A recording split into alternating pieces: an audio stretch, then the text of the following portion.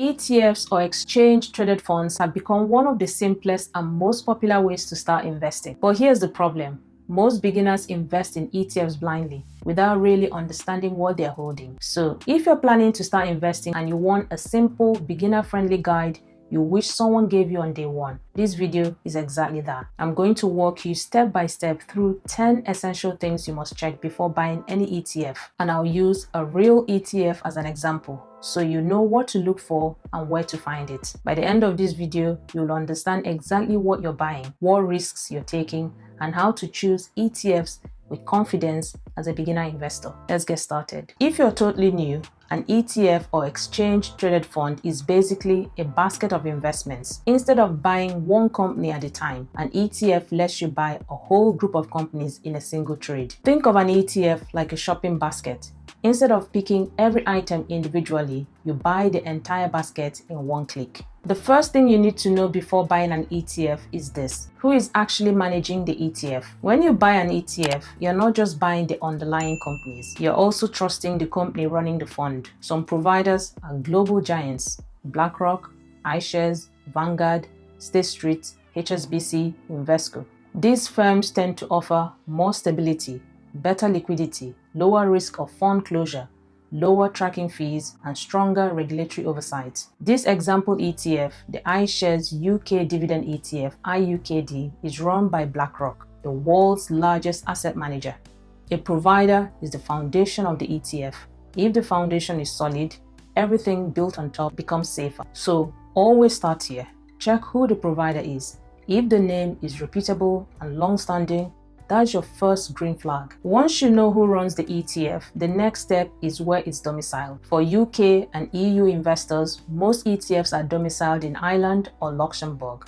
And most importantly, they are UCITS compliant. IUKD, for example, is domiciled in Ireland. Now, UCITS sounds like technical jargon, but it's actually one of the most investor-friendly protection frameworks in the world. UCITS, or Undertakings for Collective Investment in Transferable Securities, is a regulatory rulebook designed to protect everyday investors. A UCITS ETF must be well diversified, with no single holding above 10% of the fund's net asset value. Be liquid, meaning you can buy and sell easily. Use independent custodians to hold your assets. Provide transparent reporting and follow strict risk management rules. And there's another big benefit: tax efficiency. For example, Ireland domiciled UCITS ETFs reduce US dividend withholding tax from 30% down to just 15%. Two ETFs can hold the exact same stocks, yet one delivers higher returns over time purely because of domicile. So when you see UCITS, think more safety, more transparency, often better tax outcomes. Next, you want to understand how big and how liquid the ETF is. Assets under management tells you how much money is invested in the ETF. Bigger isn't always better, but it usually means more investor confidence, lower risk of closure, better trading volume, and more stable pricing. IUKD has more than $1 billion in assets under management, a solid size for a UK dividend ETF. Now, let's talk liquidity. Liquidity simply means this: how easily can you buy or sell without affecting the price? Highly liquid ETFs trade smoothly. Low liquid ETFs can jump in price suddenly, especially during volatile markets. And that brings us to the bid-ask spread. This is a hidden cost beginners often miss. The bid is what buyers want to pay.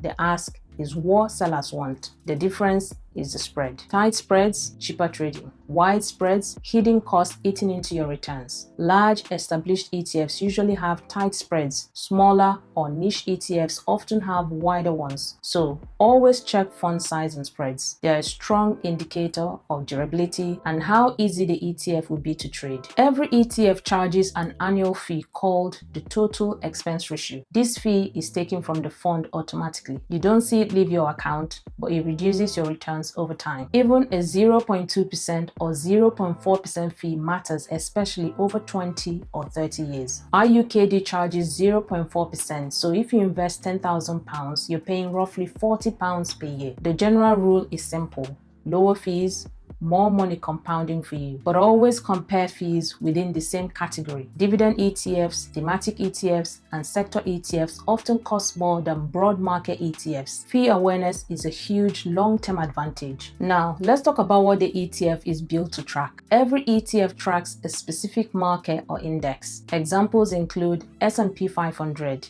FTSE 100, Nasdaq 100, MSCI World. IUKD tracks the FTSE UK Dividend Plus Index, which selects the 50 highest dividend-paying companies within the FTSE 350. So straight away, we know two things. This is not a broad UK market ETF, and it prioritizes dividend income over growth. The benchmark is the ETF's blueprint. Once you understand it, you know exactly what the ETF is designed to do. ETFs track their index in two main ways. Physical replication. This means the ETF buys the actual companies in the index.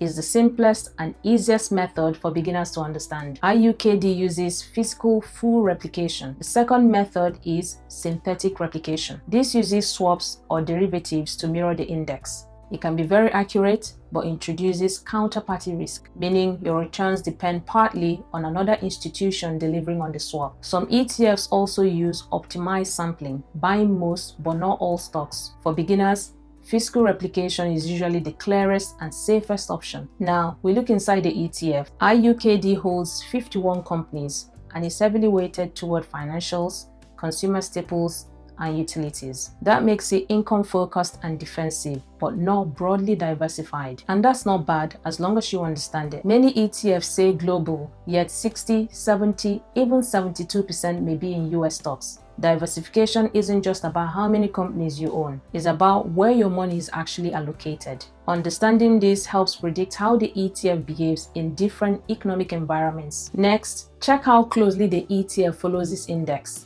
An ETF doesn't need to outperform its benchmark.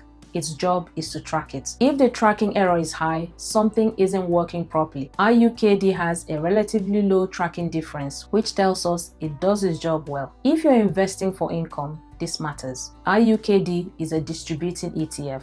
It pays dividends out as cash. Accumulating ETFs reinvest dividends automatically. Dividend yield is calculated as dividends paid over the past 12 months divided by the current ETF price times 100. So £3 in dividends on a £100 ETF equals a 3% yield. IUKD's trailing yield is around 6%.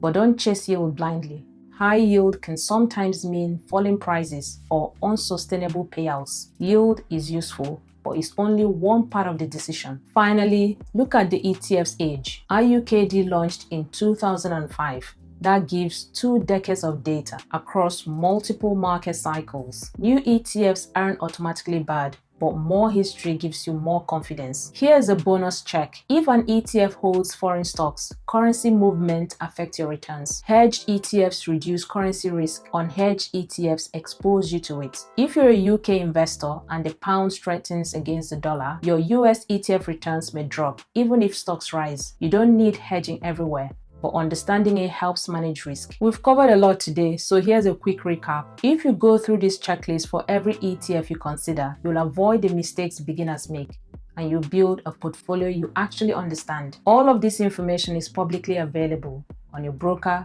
the fund provider's website, the fact sheet, and the key information document. If you want help choosing platforms, check out my Trading 212 and Invest Engine reviews.